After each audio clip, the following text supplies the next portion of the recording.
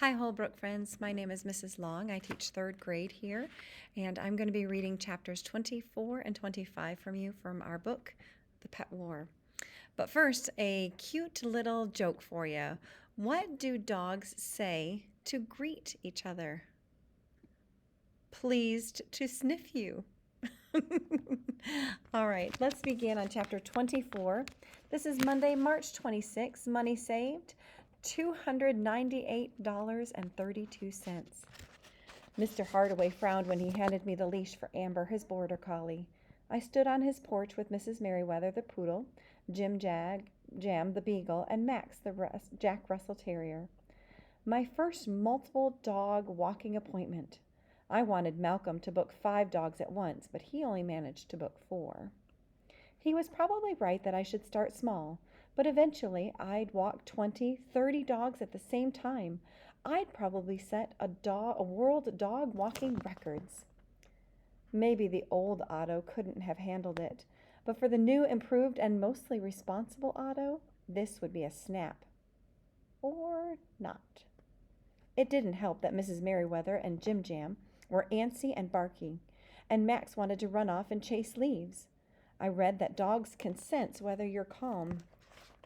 They smell it like garlic.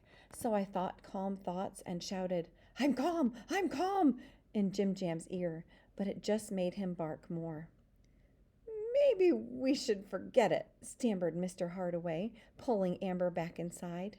This will be great, I assured him. Amber will make some friends. Everybody needs a friend. Amber seemed nervous, her head bowed. She hid behind her owner's leg as Jam let loose a few loud "Urfs!" and Mrs. Merriweather growled, and Max fought his leash. Their barks are worse than their bites, I said with a smile. They bite? Mr. Hardaway cringed with concern. No, I said, forcing a laugh. Mr. Hardaway didn't look convinced. That was okay because I wasn't entirely sure either. But it was too late to back out now. With a wave, I led the dogs, including Amber, down the sidewalk. When walking a group of dogs, they are supposed to move in unison like an army platoon. That's what the dogs do on online videos. But there must have been a secret to walking them that no one told me. Amber shuffled slowly forward. Jam quickly rushed forward while barking at things. Max wanted to go somewhere other than the direction we walked. Mrs. Merriweather just wanted to poke the other 3 with her nose, mostly in their butts. They kept crisscrossing each other so their leashes got all wrapped together. I had to stop every few feet to untangle them all. Stop doing that, Jam, I pleaded as he tried to jump on a jogger, passing on the right. No, this way, I shouted to Max. Just calm down, guys. I'm calm. Be calm. Max growled in response. Amber growled in return. Mrs. Merriweather poked Jam with her nose. We were halfway down the street when a biker rode by us. Jam leapt at him. Come on, guys. Can't we just settle down? I howled. Jam growled at the biker, jumping over Amber, who got down on her back and lay still. What are you doing? I screeched. Amber just lay there. I shook her to get moving, but she growled at me. Then Max rolled on his back. So I scratched his stomach, but that seemed to make Amber jealous because she barked. And then Mrs. Merriweather started poking me with her nose. Stop it, I bawled. Guys, we have to walk. Finally, they all stood up, and we made our way slowly down the sidewalk. Jam and Max wanted to go in different directions from each other and from me, but we inched onward. Jam saw the squirrel first. Jam barked and then froze. The sudden stop made me stumble. The stumble made me let go of his leash. As I tumbled forward, I spied the squirrel standing under the tree. I hesitated for a moment. I was still stumbling, and then it took off. Squirrels are fast. Jam barked twice and took off after it, but not before smashing into Amber. Amber's and Max's leash got tangled up, and Amber's sudden jerk yanked the leashes from my grasp. Mrs. Merriweather poked my butt as I was finally stopping my stumble, and then I tripped over her, and I had the choice of either letting go of her leash or landing on my nose. I chose to save my nose. And just like that, all the leashes were flying behind the dogs, who were all off chasing that silly squirrel. "Help! Dogs on the loose!" I screamed, getting back on my feet and then sprinting after them. I couldn't believe I was running away. I had runaway dogs again. The squirrel had the lead, Jim Jam close behind, followed by Max and Mrs. Merriweather, Amber, and then me helplessly in last place. "Jim Jam, Amber, Mrs. Merriweather, guys!" I cried, running after them. "Be calm. Oh, come on." They scampered across 4 lawns, over bushes, and around trees. The squirrel was way ahead of them. I think it turned around and stuck out its tongue at one point, but I'm not entirely sure about that. It dove through the hole in a fence. The dogs were just small enough to get through, but I wasn't. I had to climb over it, and I fell and hurt my toe. We were in the backyard of someone's house. It was a large house with a big wooden deck and thick bushes crowded together lining the side of the house. The squirrel had apparently jumped into the bushes. The dogs followed and were stuck. They barked and bit and tried to get untangled. I limped up to them and grabbed their leashes, my head dripping sweat. "Guys, settle down. It's gone," I groaned, panting heavily. They didn't struggle as I pulled them out of the bush, but they were all covered in burrs and yipping unhappily about it. It took a long time to remove the burrs. Max had over a dozen of them. The dogs were antsy, but at least they didn't sprint away again. By the time I got the dogs back to their homes, it was way late. "What did you do to Amber?" cried Mr. Hardaway, removing a burr from her coat. "Sorry, I missed one." "I missed that one," I said, "but I got the others out." "Others?" Mr. Hardaway looked pretty mad. Amber looked pretty disheveled. Her coat was all ruffled, the dirt was caked on her nose. I couldn't look Mr. Hardaway in the eye. He knelt next to his dog, scratching behind her ear. "That's okay, Amber. You're home now," he soothed. "As for you," he said, he pointed his finger at me, "I no longer need your services. You oughta not call Otto." He didn't even pay me. The other dog owners weren't pleased either. I guess I missed a bunch of burrs, but in all fairness, it's really hard to get them out when you're walking 4 dogs. Maybe Malcolm was right. Multi-dog walk tasking was a bad idea. You know what's funny about get-rich-quick schemes? They never seem to work out. I guess that's why there aren't many people who get rich quick. Despite the dog walking incident, I arrived at soccer practice on time that night, thanks to Malcolm's scheduling skills.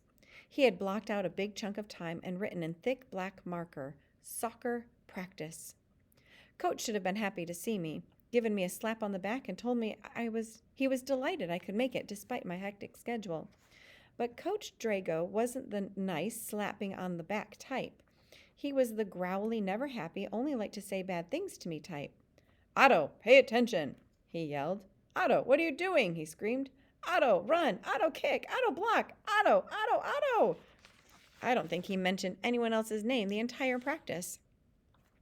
It's not easy playing soccer when your sister is getting rich making signs. You're really far from earning $500. You're way behind in schoolwork.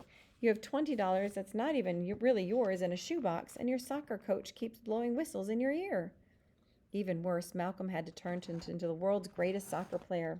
He was playing way over his head and everyone's head. He kept heading balls into the net. I tried to head balls too, but they kept hitting my nose. It does not feel good to have a ball constantly hitting your nose. That's why they are called headers, not nosers. It became obvious that Malcolm would be starting our first game of the season instead of me. During goal kicking practice, he nailed every shot. I missed about half. In dribbling drills, he went around the cones flawlessly. I kept running into them. In juggling practice, he was a whirlwind of ball motion, and mine kept bouncing randomly away. And when we played a scrimmage, Malcolm had played with the starters, and I played with the second string. If only I hadn't taught him so many tricks before the season began. "I'm not sure what I'm worse at, soccer or math," I complained to Malcolm as we took a water break. I took a big gulp of water from my water bottle. "I can't wait until this month is over." You know what Coach Drago always says? Otto, you're terrible. Otto, pass the ball to Malcolm. Otto, sit down. There are so many things he says, I couldn't pick just one. Other than that, Malcolm laughed. He says to leave everything you have on the sidelines. If you play, play to win. If you lose, at least you know you gave it your all. Have you given your pet challenge your all? I think so, I said. That's all you can do. That wasn't good enough. There are no awards for trying hard, no dogs in your house for giving it your best. Do I have a chance of earning $500? I asked, thinking of my shoebox filled with not nearly enough money. Malcolm shrugged. Unlikely, but you never know. And I do have an idea. Is it better than your last idea? I wish you hadn't insisted I walk 4 dogs at once. What? Said Malcolm, spitting out water from his water bottle. I told you not to walk more than 1 dog. You didn't listen. That's not how I remember it, I grumbled. Do you want to hear my idea? Asked Malcolm. I sighed and then I nodded. So, my mom subscribes to magazines, right? I could start a dog magazine, I shouted. Brilliant! Malcolm shook his head. No, it's not. You cannot start a dog magazine. That's a horrible idea. But my mom pays for her magazine in advance, right? Last night she sent out a check for next year of magazines. Why don't you offer dog walking subscriptions like a package? Pay now, dog walk later. We can do that? I was intrigued. Why not? Say charge $50 for a pack of 10 dog walks. Normally that would be $60, so it's a great deal for them, and you get your money now when you need it. I knew it would pay off to have a mathlete champion helping me. You're a genius! I could have hugged Malcolm right then and there if it wouldn't have been just really weird. And I've been thinking, Malcolm said after taking a swig from his water bottle, you don't have to pay me any more. I want you to win. My eyes must have bugged out. Really? Are you sure you don't want your half of the money? 25% is not half, but yes. I'll work for free from here on out, or at least until you get a dog. You're the best friend ever. I know. It's about time you recognize my extreme wonderfulness. It's hard to notice your extreme ugliness. Cod liver, spleen vomiting, rumpus worker, gorilla baiting, eel hugger, cockroach infested, motel room rusted tweezer lover. But we were both smiling the entire time. Water break's over. Let's get going, yelled Coach Drago, clapping his hands. I couldn't get the grin off my face the rest of practice, even after I tripped over an orange cone during our next soccer drill. Chapter 25, Tuesday, March 27th. Money saved, $316.32. When Mr. Cullender instructed us to take out our pencils for the big math quiz, I almost raised my hand and asked, what math quiz? Today? Wasn't that next week? I thought the test wasn't until March 27th. Oh, today was March 27th. I wrote my name at the top of the page, and it was downhill from there. It usually takes Mr. Cullender a week to return our tests. That would be after we got a dog. Or a cat. No, a dog. So even if I missed every question, I'd still have a dog and have someone to play with after I was grounded for the rest of my natural-born life for flunking math. Besides, this wasn't all my fault. Not really. Sure, I forgot about the tests, and yes, I was busy doing lousy at school, but how was I supposed to concentrate when I saw signs from Lexi everywhere? When she smirked at me from across the dining table, when Malcolm was becoming the world's greatest soccer player. But at least Malcolm was on my side, unlike my dreadful sister and her silly signs. The school hallways were filled with them. I think everyone running for student body president hired her.